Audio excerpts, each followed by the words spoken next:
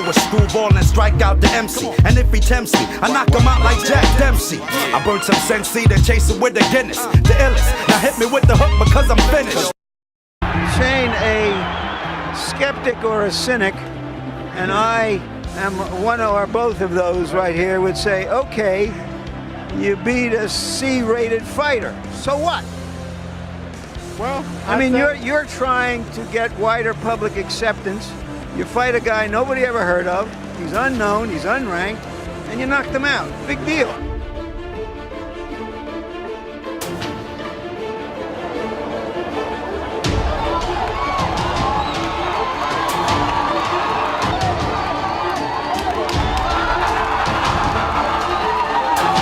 Keep that chin behind his front knee, and the formula that Emmanuel Stewart has taught to heavyweight champions Lennox Lewis and Evan. Down goes Hernandez on a perfect right cross. And he is hurt badly. Very hard shot, perfect right cross, and Russell Moore's going to wave it off.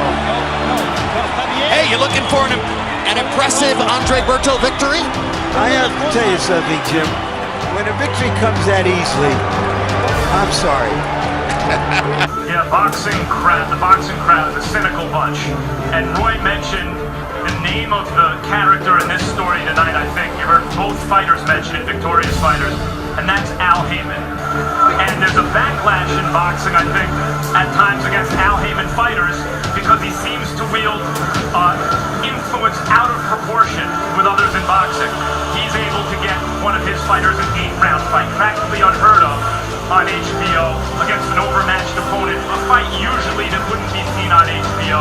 Andre Berto for years has been criticized for not fighting top opposition, for handpicking. Andre Berto's not handpicking anyone, he'll fight anyone. That's the people around Andre Berto being careful. And so there's been a backlash against Heyman fighters, which is deserved in one way, but in another way kind of unfair to the fighter. This is his biggest professional night if he wants to become a world champion. Now the big right hand has hurt him. Ian, that was a tremendous punch. Full credit for taking that. He needs to grab hold. He needs to grab hold of David Hayes. And Hay hits very hard, and he hurts, and he's going to finish it here. I think he does finish it all over in round 3.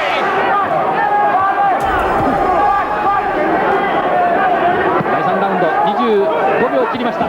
27歳のスピード、そして47歳のスピード。また食らっていた。さあ追い上をかけます。スピードに乗ってミロストレート。ウィリアム・ジョッキー、今度は佐藤ボディを突っ込みます。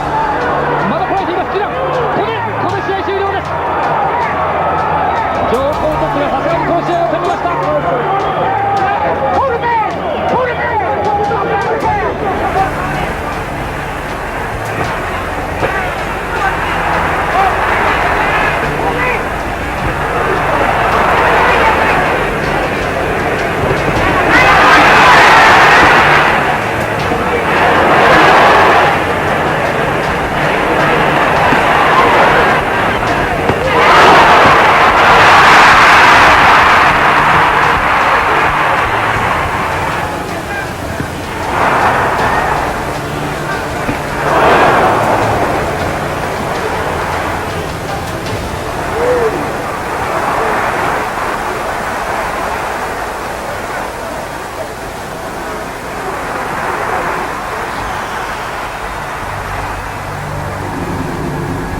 Martel at 30, a virtual unknown.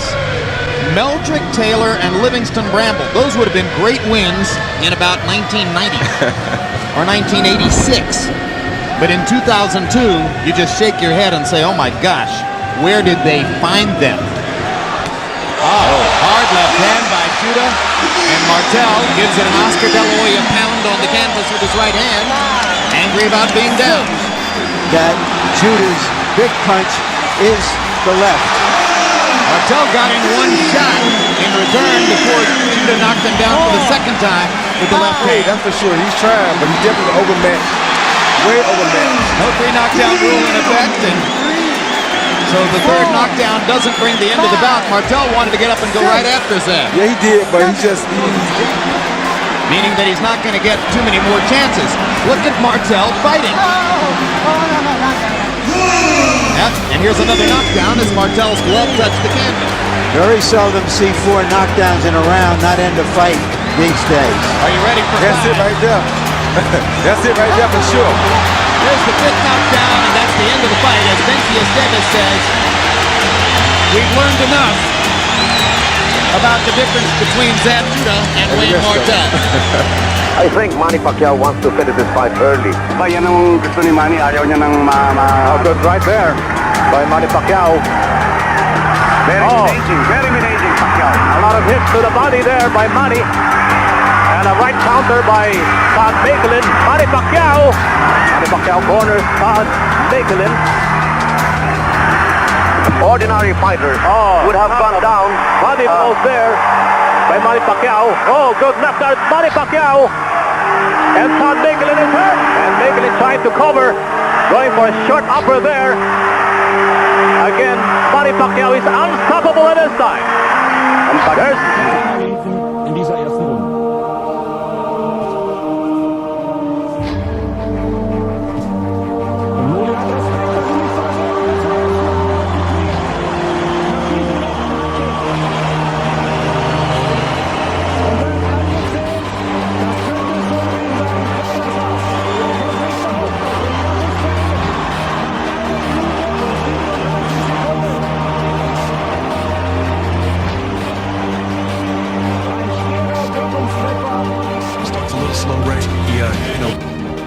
Feels his way around a little bit, but I've seen him actually shooting more jabs than normal in this first round, and Zarafa's looking to counter him with that straight right hand off of the jab. Quillen trying to land the right wing with the left and then the combination. Myself included, it's the fact that we're such a heavy favorite, sometimes it's a downer. You don't really try as hard. Or I think on the flip side of that, it's tough to get up for certain opponents when you're such a heavy opponent, or a heavy favorite, like you said. So does Peter Quillen get up for Michael Zarafa? Good combo back from Quillen. This is terrific action. This is dangerous here. Yeah, Zarafa off balance and knocked down. And he is badly. That's extended. It's over. Peter Quillen with a 5th round knockout of mine. It was called immediately by the referee Arthur McCanny Jr.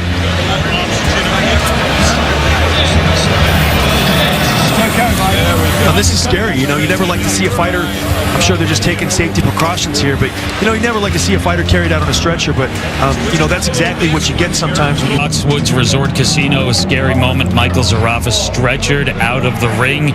Peter Quillen wins by knockouts. Frightening moment here for Zarafa. For more on this right now, let's go to Kenny Rice.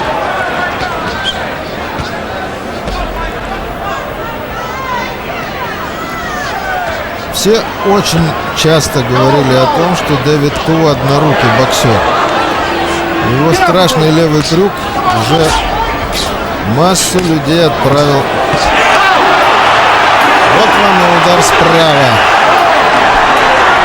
Туа удивляет который раз.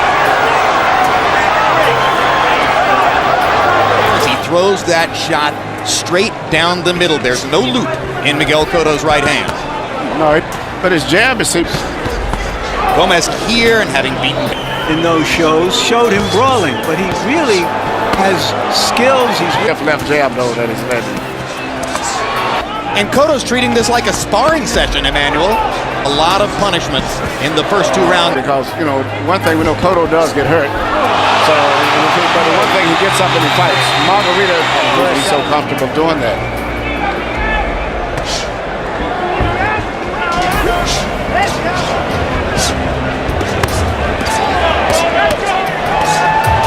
Uppercut snaps Gomez's head up. With the idea of doing more boxing since the Mosley fight. He wanted to test just how hurt Gomez is and would be a decent fighter against a lot of good fighters. He doesn't have the power. Be enough to seriously damage him. Seemed to be an unwise tack to take. Down goes Gomez for the 3rd time in the fight. He's a shell of the person who came into the ring. Who is he fighting? What's his name? Rob Salka, something like that. He's not exactly a household name, probably not even a household name in his own house. Rod Salka, 19-3 overall, only 3 knockouts. 19 of his pro fights have been in Pennsylvania. And look there at the bottom. He is currently unranked by the WBC and WBA, and yet he's fighting for Danny Garcia's junior welterweight title. Now, Teddy, there are criteria and qualifications you have to meet to fight in a title fight. One of them is that you have to be either a top 10 rated contender, a former champion, or a current champion, among other things. He doesn't meet any of those criteria. So how is he getting this fight? Can anyone say Al Heyman? I mean, one way, look, Al Heyman is very influential, but it doesn't have to be Al Heyman in this case. It just has to be someone with relationships with the organizations to get them to do what they do, which is circumvent their rules. I mean, what I wanted to show there, we didn't get a chance to show it, but I wanted to show, but you saw the graphic that he's not rated.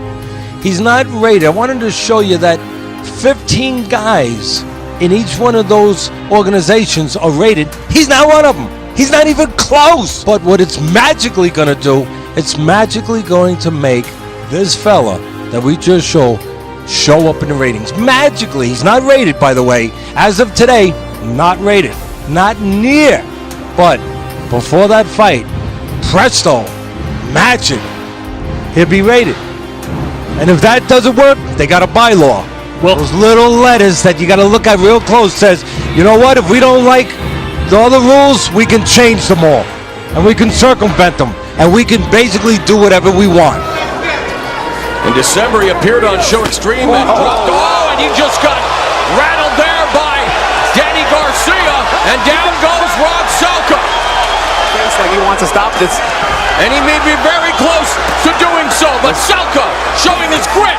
And Hart gets rocked with that left hook. Salka down, and it's over. Statement made by Danny Garcia. To no surprise, as he was the prohibitive favorite. If Danny can maintain his composure and make it through this, it'll be hard for Klitschko. Now Klitschko lands a big right hand shot. Williams' hands drop. Still a minute to go in the round. Natali's got a chance for a first round KO here. Down goes Williams. It's taken out. Left hook by Klitschko. Floors Williams. That was about a 3-inch left hook. That was stunning. 6, 7, 8, 9, you all right? That's it. Start the fight. He's seen enough. About ready to come up. You'll see Roman almost lifted off his feet. There it is. Roman staggered. Of course, George is all over him, and that quick punishing right floors him for the second time. Really. He is against the ropes, Foreman swinging wildly and missing, but final knockdown takes place. This time, Roman will not be getting up. The official time, 2 minutes of the first round. Look at Roman's eyes. No disposition to rise. So Foreman easily retains his title. Ringside here, you know, it's pathetic to see a guy just not be able to do it when he was as great as he once was. All I know is that he'll handle it with class, as he's always handled it. He's pretty a classy guy in every sense of the word.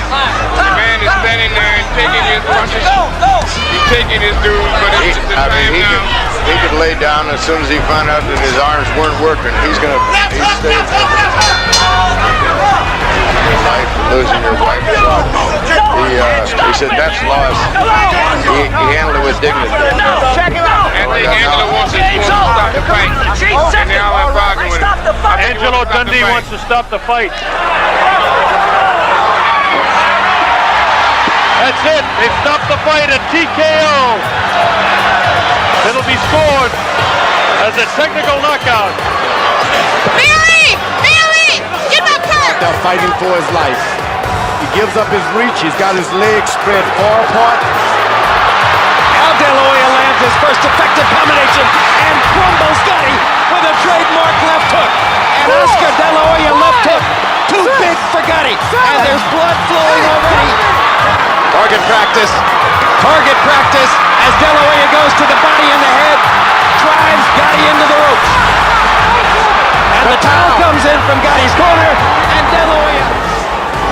and across the way, Vinny Pazienza.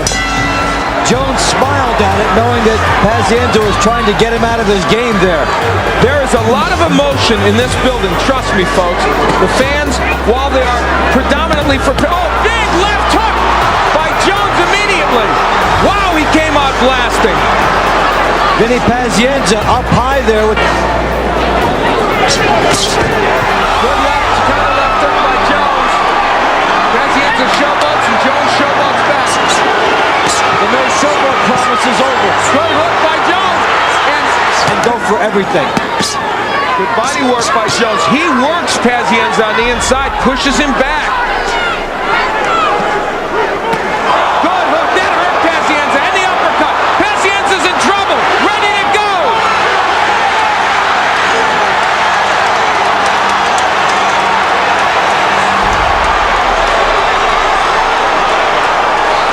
He is rocked from being it.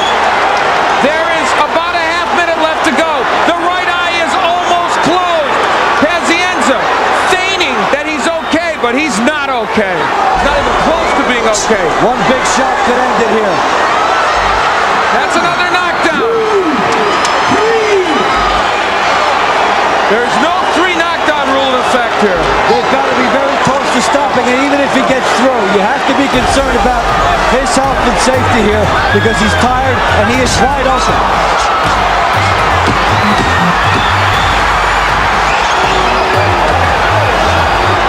It is over. Roy Jones Jr. has defended his IBF junior middleweight title.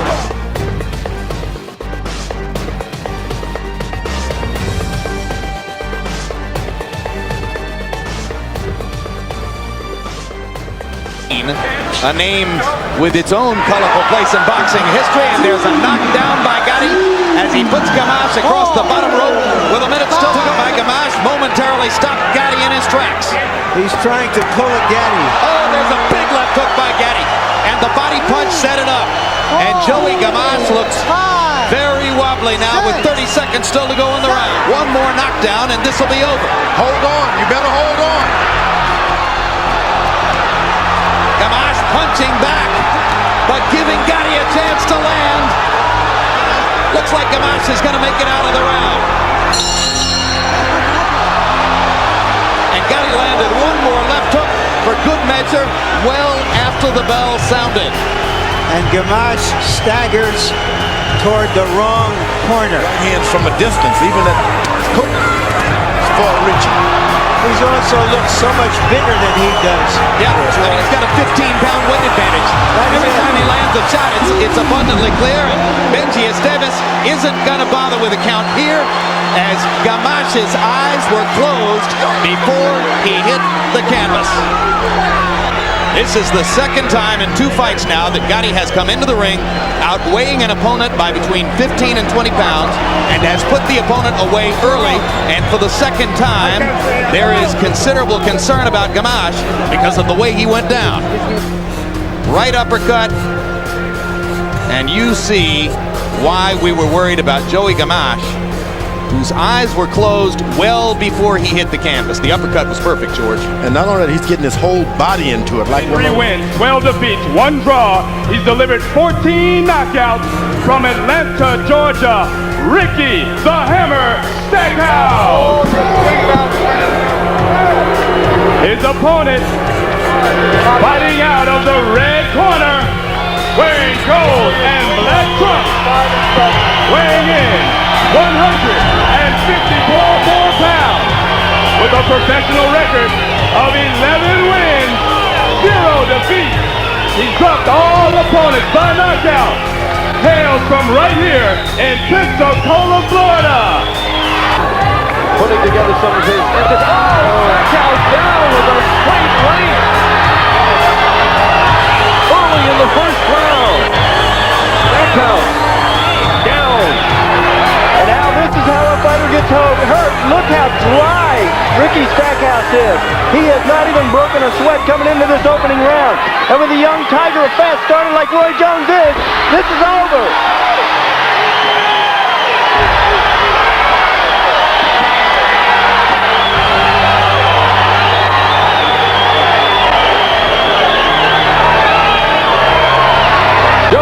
to 12-0 with his 12th knockout. Ricky Stackhouse, we haven't even had the time to get into his story, is actually under medical suspension. All-time favorite story on Larry. Oh yeah, you know what this is. Yeah, you do. I fought Larry right after he got through with Jerry, and well, it was a hell of a fight too. And, y'all may have seen the fight. I run out of time. Oh, I had him. Another 15, 20 rounds, he couldn't take that kind of pace. There was no doubt. He was tired. You think it's easy kicking my ass all night, you're wrong. Ask the man.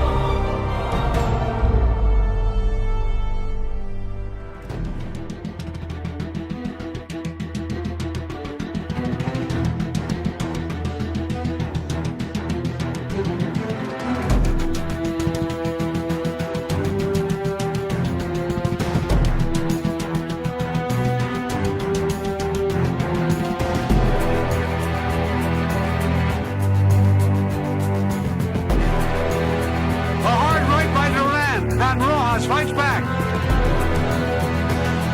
Duran throwing bombs. A hard right, and Rojas crumbles flat on his face. Roberto Duran registers a shocking one-round knockout of Alvaro Rojas and remains the lightweight king.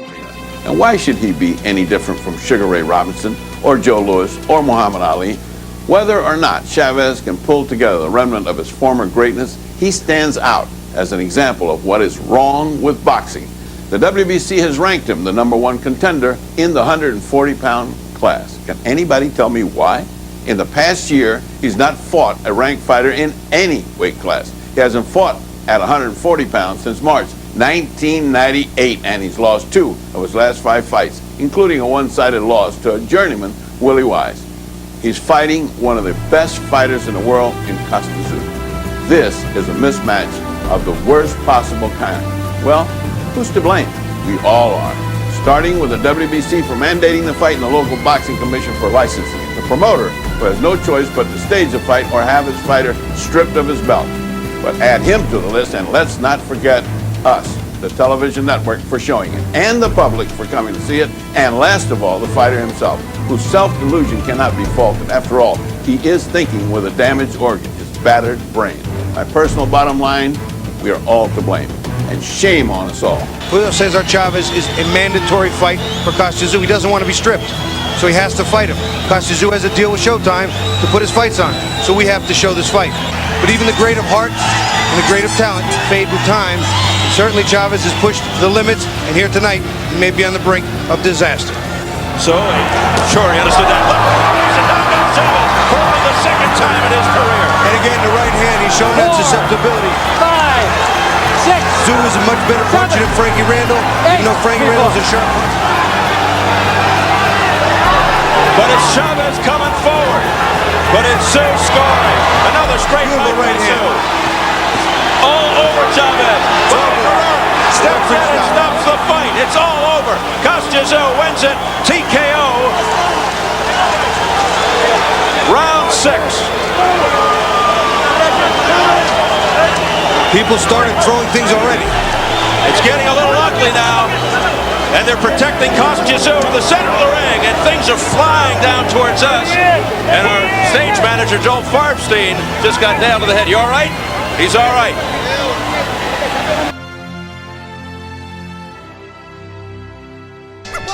Motherfuckers know who's the best. If it ain't Fat Joe, then it must be Lord Finesse. Hot Damn, it's the return of the funky man. I'm hip to the game.